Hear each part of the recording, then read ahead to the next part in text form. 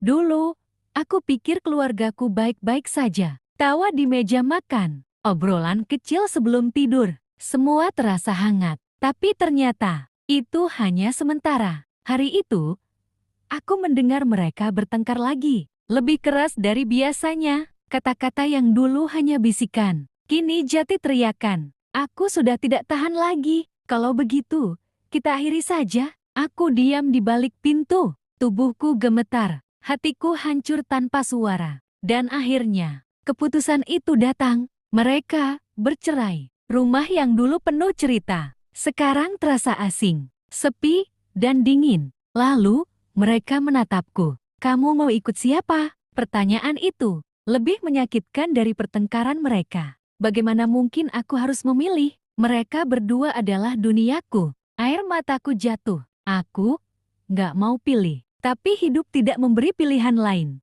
Aku akhirnya ikut ibu. Dan sejak hari itu, semuanya berubah. Ayah yang dulu selalu ada, kini hanya bisa kulihat sesekali. Hari ulang tahunku terasa kurang. Hari-hari biasa jadi lebih berat. Aku sering bertanya, apa ini salahku? Tapi semakin aku tumbuh, aku mulai mengerti. Kadang, perpisahan bukan tentang tidak saling mencintai, tapi karena bersama, justru saling menyakiti. Sekarang, aku belajar menerima. Walau keluargaku tidak lagi utuh, aku tetap punya mereka. Dengan cara yang berbeda. Dan aku percaya, suatu hari nanti, luka ini akan sembuh. Hari-hari berlalu, aku mulai terbiasa hidup tanpa ayah. Tapi ada satu hal yang selalu menggangguku. Kenapa ayah tidak pernah benar-benar mencariku? Tidak ada telepon, tidak ada pesan. Seolah aku bukan siapa-siapa lagi. Sampai suatu hari, aku tidak sengaja mendengar percakapan ibu. Ia tidak pantas bertemu anak itu lagi. Aku terdiam. Jantungku berdetak kencang. Kenapa ibu berkata seperti itu? Rasa penasaranku akhirnya membawaku mencari ayah. Diam-diam, aku datang ke rumah lamaku. Dan saat pintu terbuka, aku melihat ayah. Wajahnya lebih tua, matanya lelah. Tapi saat melihatku, ia tersenyum. Kamu sudah besar ya? Air mataku langsung jatuh. Kenapa ayah nggak pernah datang? Kenapa ayah ninggalin aku? Ayah terdiam lama, lalu berkata pelan, ayah nggak pernah ninggalin kamu. Aku bingung. Ayah dilarang untuk bertemu kamu. Dunia rasanya berhenti. Apa maksud ayah? Dengan suara bergetar, ayah berkata, ibumu takut kamu tahu yang sebenarnya. Aku mundur pelan. Hatiku mulai tidak tenang. Kamu bukan anak kandung ayah. Hening. Seakan dunia runtuh untuk kedua kalinya. Air mataku jatuh tanpa bisa dihentikan. Tapi, ayah menggenggam tanganku erat.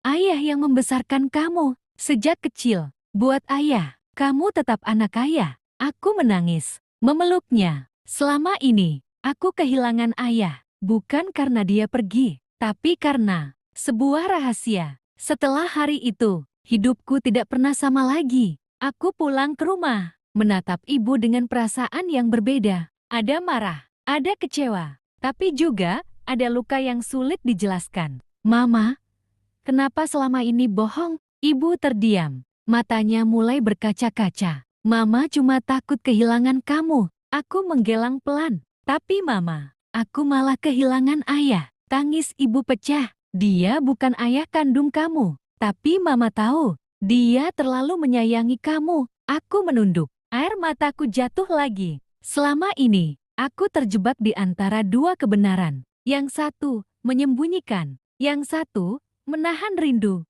Hari-hari setelah itu terasa berat. Aku mulai sering diam, sering berpikir, siapa sebenarnya diriku? Aku bahkan mulai mencari, siapa ayah kandungku yang sebenarnya? Tapi setiap langkah selalu berakhir pada satu hal, kosong. Sampai akhirnya, aku lelah, dan aku sadar, mencari seseorang yang tidak pernah ada di hidupku, tidak akan mengisi kekosongan ini. Suatu sore, aku kembali menemui ayah. Kali ini, tanpa ragu. Ayah, ia menoleh. Matanya langsung berkaca-kaca. Aku nggak peduli soal darah. Ayah tetap ayahku. Tangannya bergetar, lalu memelukku erat. Tangis kami pecah, bukan karena kehilangan, tapi karena akhirnya saling menemukan lagi. Waktu terus berjalan. Hubunganku dengan ibu perlahan membaik. Walau luka itu tidak pernah benar-benar hilang. Aku belajar memaafkan. Bukan karena semuanya sudah baik, tapi karena aku tidak ingin terus hidup dalam sakit. Suatu hari, ibu datang menghampiriku.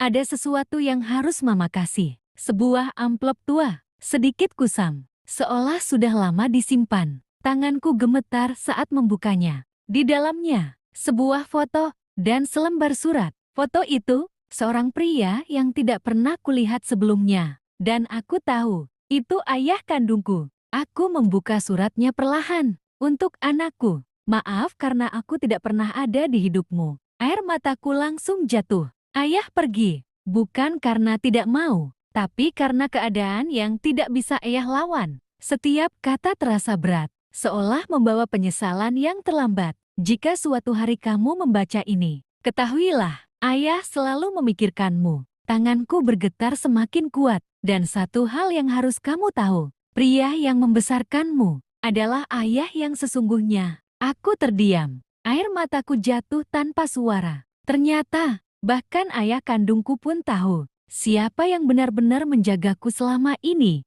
Aku menutup surat itu, memeluknya erat di dada, bukan untuk mencari siapa yang benar, tapi untuk menerima semuanya. Hari itu, aku duduk di antara ibu dan ayah, bukan sebagai anak yang bingung, tapi sebagai seseorang yang akhirnya mengerti. Aku menggenggam tangan mereka. Terima kasih, sudah tetap ada untukku. Dengan cara kalian masing-masing. Mereka terdiam, lalu tersenyum.